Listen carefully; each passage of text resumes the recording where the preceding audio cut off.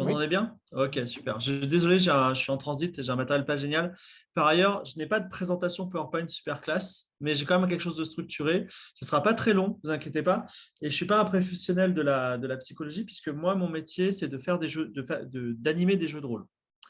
Et pour être plus précis, en fait, enfin, Corentin, tu pourras un peu le préciser, mais en gros, ça s'est monté, enfin, tout ce qu'on vit ce soir, ça s'est monté un petit peu autour d'un jeu qui s'appelle Aria et de séances que j'ai fait un peu publiquement, c'est-à-dire, voilà, ça a créé ce qu'on appelle de l'awareness autour du jeu de rôle. Le jeu de rôle, aujourd'hui, c'est quelque chose qui explose un petit peu.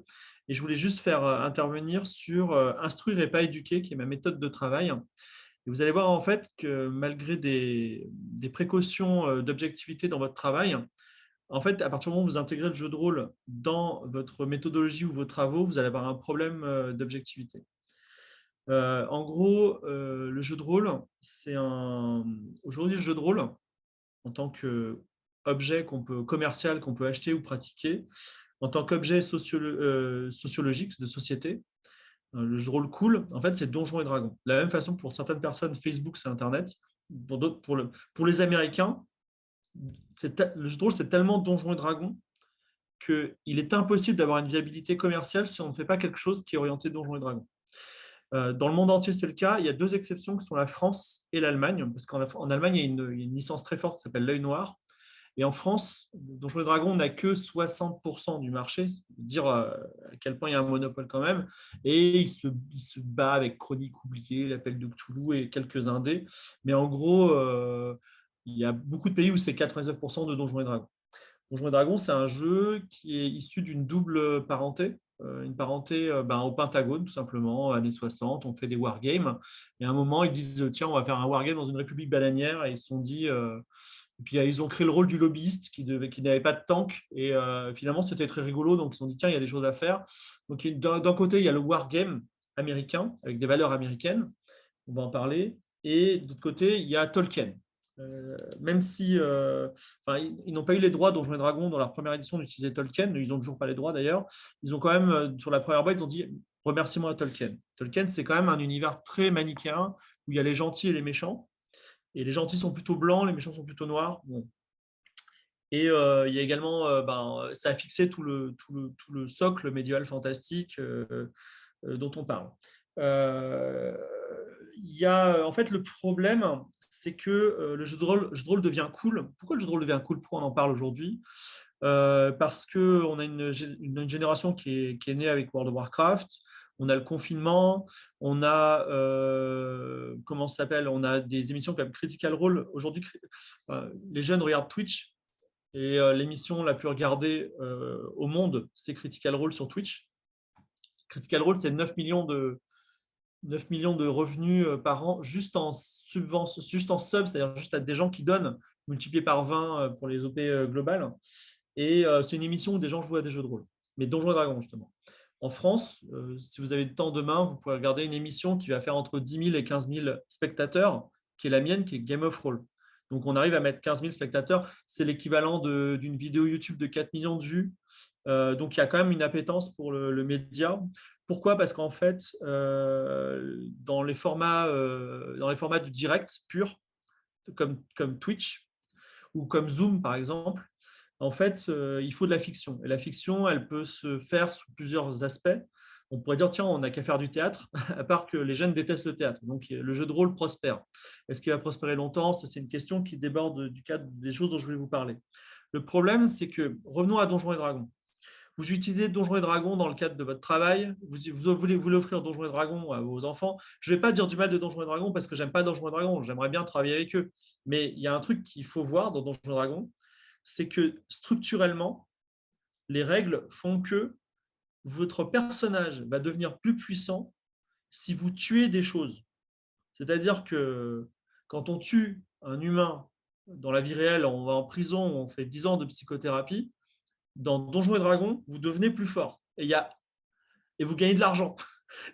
Donc, c'est assez fou. Vous voyez, et ça, c'est le cœur d'une chose qui n'est inchangée et qui aussi a complètement altéré le jeu vidéo. C'est-à-dire que dans le jeu vidéo, aujourd'hui, à part des Astérix qui se battent, ça fonctionne comme ça, le jeu de rôle. C'est-à-dire c'est structurel. Alors après, vous pouvez faire des scénarios sans combat, mais c'est dommage parce que Donjons et Dragons, c'est 300 pages de règles de combat. Et vous pouvez faire des scénarios, enfin, vous pouvez utiliser d'autres systèmes, mais justement, prenez garde à utiliser ce système-là. Et c'est là que vient en fait le fait de instruire et pas éduquer, c'est-à-dire que le problème, vous avez l'esprit hyper ouvert, mais des gens lambda qui utilisent Donjons et Dragons, ils vont dire, OK, les orques, c'est des méchants, par exemple. Ils sont verts, ils sont méchants, et pourquoi ils sont méchants? Parce qu'ils sont méchants par définition, ils sont nés méchants. Voilà. Et je vais aller plus loin, c'est-à-dire que les orques, d'un autre système, c'est le Warhammer, qui est anglais, qui est très, très, très connu. En fait, il y a les orques, les elfes, les humains. Dans les premières versions, aujourd'hui, heureusement, ça a été un peu enlevé, ils suggéraient de donner un accent ouvrier du sud-ouest de l'Angleterre aux orques, vous voyez, pour bien montrer qu'ils étaient en bas de la pyramide sociale. Donc, voilà un petit peu dans le contexte qu'on baigne. Heureusement, on est en 2022.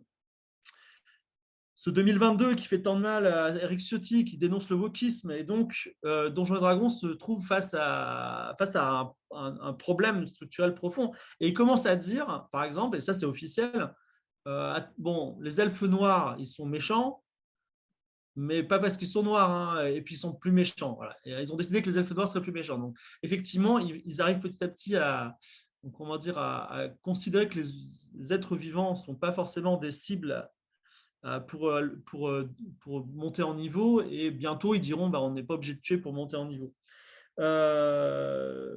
Moi, j'ai une émission qui fonctionne bien. Elle fonctionne avec un système qui fait une demi-page de règles. Et pourquoi je fais une demi-page de règles? Parce que j'avais besoin d'avoir des invités qui viennent de nulle part. Genre, je ne sais pas, demain, j'invite Lucini, il n'a jamais joué à un jeu de rôle de sa vie. Je ne dois pas le former. Il faut qu'il puisse jouer tout de suite. Donc, déjà, d'une part.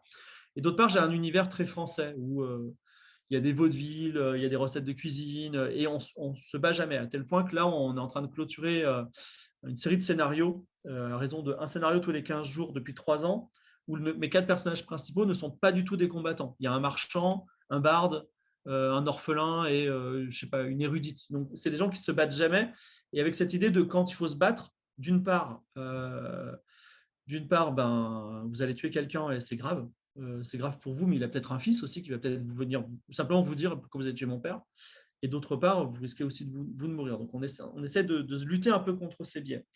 Ce que je veux dire aussi, c'est que on ne sait pas où va D&D, mais dans mon idée de instruire et non éduquer, et ça c'est facile pour vous, mais assez difficile pour le commun des mortels, c'est-à-dire qu'il ne faut jamais orienter politiquement les joueurs. Il faut les mettre face à des dilemmes et leur dire que faites-vous. Et s'ils font quelque chose qui est affreux, il faut dire OK, problème. OK, on va jusqu'au bout du délire. Euh, tu veux faire ceci qui est très immoral, moi, ça ne me dérange pas, je ne suis pas là pour juger. Je vais vous donner un exemple faible pour commencer, un exemple fort qui était assez sympa. Saison 3, donc c'était il y a 4 ans, donc 5 ans, je leur ai donné un gâteau qui s'appelle le Seed Cake. Quand on mange une bouchée de gâteau, on change de sexe. Donc vous êtes un homme, vous devenez une femme. Puis vous remangez une bouchée de gâteau, vous redonnez un. Tout de suite, il y a quelqu'un OK, je deviens une femme, et on va rigoler, enfin, je suis une femme, etc. Et la première chose qu'il a fait, c'est passer une nuit d'amour avec un homme. Il s'est bien amusé. Et le lendemain, je lui dis, bon, on va tirer les dés pour savoir si tu es tombée enceinte. Et là, il a compris ce que c'était les relations sexuelles non protégées quand on est une femme par rapport à quand on est un homme. Et je l'ai vraiment vu se changer. Pour les spectateurs aussi, c'était quelque chose de très important. C'était une séance jeudi dernier, c'était très intéressant, où ils sont arrivés dans le monde des rêves et ils pouvaient acheter des objets en échange de souvenirs. C'est-à-dire que j'oublie quelque chose dans ma tête et en échange, j'ai un trésor. Donc, ils étaient très contents. Ils se sont dit, tu sais quoi, tous mes mauvais souvenirs, je vais les oublier. Donc, par exemple, il y a une fille qui a dit, moi, un jour, j'ai couché avec un vieux mec, j'ai vraiment mauvais souvenir, allez, je l'oublie. Et en fait, qu'est-ce qui s'est passé? C'est comme elle l'a oublié, elle a revécu la situation, elle a refait la même bêtise. Avec cette idée de dire, ah, ok, on va jusqu'au bout du délire. Je ne suis pas là pour leur donner des leçons, mais je suis là pour leur dire, il y a toujours des conséquences quand on fait des choses. Voilà. Mais ça ne les empêche pas d'être des gredins non plus.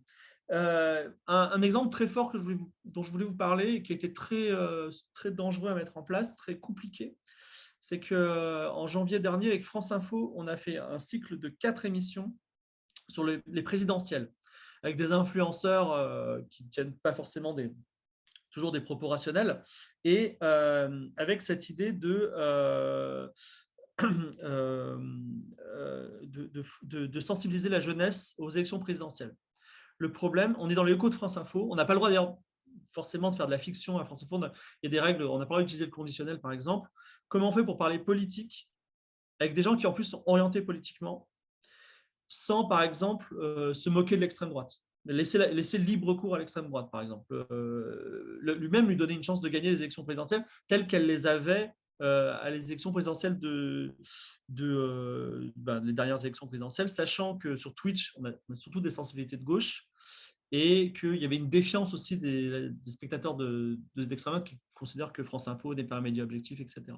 Donc, on a mis en place beaucoup En fait, la question de l'objectivité était très importante parce que déjà, on a demandé à tout le monde, vous êtes plutôt de gauche ou de droite, et quand il y a quelqu'un de gauche, on lui a fait jouer quelqu'un de droite et vice-versa. C'était un des principes qui fait qu'il pouvait y avoir un vrai jeu et on pouvait aller loin dans la caricature, dans le mouvement. Donc, ça a été assez sympa.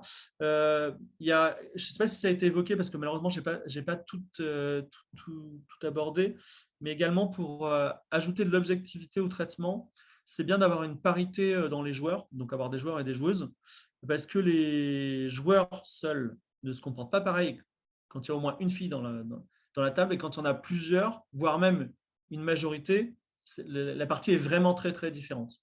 Donc ça permet vraiment en fait, d'avoir un regard très pluriel sur les situations et donc de gagner une objectivité côté joueur. Je regarde juste par rapport à tout ce que j'avais à vous dire d'autre. Oui, je voulais parler un peu du futur. Donc Donjons et Dragons, il va probablement changer parce qu'il est face à l'impasse de sa propre structure. Donc, je ne sais pas comment il va changer, je lui souhaite le meilleur. Également, il faut voir que le marché dominant, quoi qu'il arrive, le marché culturel dominant aujourd'hui, alors c'est le cas pour les jeux vidéo depuis 2018, pour l'audiovisuel, ça va venir, mais en gros, c'est le marché chinois. Et les Chinois, je ne sais pas trop comment ils fonctionnent dans leur tête, mais à mon avis, enfin en tout cas au niveau du jeu vidéo, ils condamnent beaucoup la violence. Donc je pense que des principes comme Donjons et Dragons sont un peu différents. Et les représentations aussi sont différentes. C'est-à-dire que moi, je fais des émissions qui s'appellent des actual play. Donc comme on l'a vu dans le diagramme, le PowerPoint de San, on a cette idée de la table, une table avec un maître de jeu qui a un écran, et qui a des dés et des joueurs qui sont tout autour. C'est très intéressant parce que c'est figé, ça n'a pas bougé depuis les années 60 quasiment. Et c'est la version américaine. La version japonaise, si vous regardez des actual plays japonais, donc les actual plays, c'est les parties filmées de jeux de rôle. En fait, c'est très différent parce qu'il y a un metteur en scène. En fait, on ne voit pas les joueurs. Il y a un metteur en scène qui, en direct, rajoute des décors et des personnages de façon manga. Donc, quand quelqu'un parle, il y a un personnage façon manga qui apparaît et on imagine des personnages animés. Donc, c'est des versions dessins animés.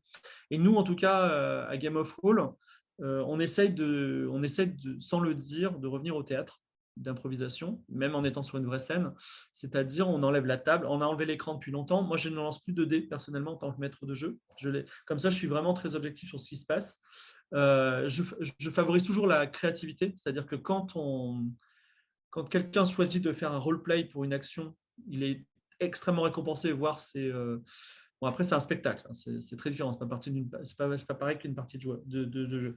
Et enfin, on a enlevé la table récemment, c'est-à-dire qu'on a fait une partie où ils étaient des policiers, on a essayé de recréer un commissariat, ils étaient debout et ils prenaient des notes, ils mangeaient des donuts, c'est très vivant. Et c'est très intéressant parce que ça a causé un clivage un peu chez nos spectateurs. D'un côté, les spectateurs voulaient une table parce qu'ils n'identifiaient plus l'objet jeu de rôle à l'écran. Et d'autre part, des gens qui sont complètement extérieurs, parce qu'on a par exemple des gens qui regardent dans des maisons de retraite. On dit ah, enfin je comprends ce que je vois parce que c'est une sorte de série télé en fait, voilà. Et donc voilà, c'était un petit peu différent, même si moi je suis pas à l'aise avec l'acting proprement dit. Et bon, il y a plein de choses encore à dire. Mais je voulais terminer sur cette idée que là, dans Game of Thrones et dans votre pratique, j'imagine, vous avez une pratique objective du jeu de rôle, mais sachez que le jeu vidéo, dont je fais partie aussi, puisque je fabrique des jeux vidéo à titre personnel, et j'en ai vécu très longtemps, en fait, le jeu vidéo n'a pas encore fait le deuil de la subjectivité, de l'emprise du marché américain sur ses principes de jeu. C'est tellement de jeux où on a une mitraillette, où le marchand est invincible et on tue des gens pour recevoir de l'argent, pour acheter des mitraillettes encore plus grosses. C'est parce qu'on a été longtemps dominé par un marché américain. Et on n'arrive pas non plus à faire cette chose qui est très étrange. C'est que, je terminerai là-dessus, en fait, dans un jeu de rôle, dans un jeu vidéo, quand vous avez quelqu'un qui vous donne une mission, le héros l'accepte. Ce qui est très étrange. C'est en fait parce que moi, je m'amusais de ça au début parce que je leur faisais rencontrer des méchants qui leur disaient bah, tu peux aller là-dedans, tuer, me ramener le trésor et tu auras une belle récompense. Et ils disaient oh, trop bien, j'y vais tout de suite. Et ils ne réfléchissaient pas à ce qu'ils étaient en train de faire. Parce que, en fait, dans un jeu vidéo, quand vous avez ça, on vous donne une mission, il est logique de la suivre sans se poser des questions de morale ou de qui est quoi et qui me demande quoi. Et aujourd'hui, il n'y a pas dans les jeux vidéo la possibilité de recevoir, enfin presque, il y a des exceptions, hein, les Bethesda, les Witcher, etc. Mais en gros, quand on vous donne une mission, il est convenu que vous allez y obéir. Et c'est quelque chose dont on n'arrive pas à sortir dans la première industrie d'entertainment du monde et dans le jeu de rôle mainstream également. Voilà. Donc, c'est partie des points sur lesquels je travaille à titre personnel et je vous remercie de votre attention.